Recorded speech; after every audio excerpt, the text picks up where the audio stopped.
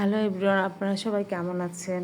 আমি চলে আসছি আমার আব্বুর মাদ্রাসায় নিচে অনেক ছাত্র আর দোতলায় আমাদের থাকার ফ্ল্যাট আছে। আম্মুরা শহরের বাড়ি ভাঙছে, বাড়ি 3-4 তলা করবে, এজন্য শহরের বাড়ি ভাঙছে। আমার আম্মুরা এই বাগান বাড়িতে মানে মাদ্রাসার বাড়িতে চলে আসছে। এখানেই হচ্ছে আম্মুরা থাকবে যে কয়দিন শহরের বাড়িটা কমপ্লিট না হবে। তো ওখান থেকে আমি সোজা বের হয়ে গেছি বাজারে, সাথে আমার বড় আপু গেছে। বড় আপুকে নিয়ে পুরা বাজারে ঘুরতেছি। বাজারে যা যা পছন্দ হয় আম্মুর জন্য কিনবো, আবার আমার বড় আপু কিনবে। মাছ দেখলাম, সব কিছুই দেখলাম, কিন্তু ফলমূল আর হচ্ছে এই যে সব কিনছি, ভাজা পোড়া যা যা আছে এখানে সব কিছু কিনছি। কিনে এখানে এই আমার আব্বুর এই মাদ্রাসার পাশে আমার বোনের বাসা আছে, আমার 3য় নম্বর বোনের, ওই যে বোনের বিল্ডিং দেখা যাচ্ছে 5 তলা, সোজা বোনের বাসায় চলে গেলাম।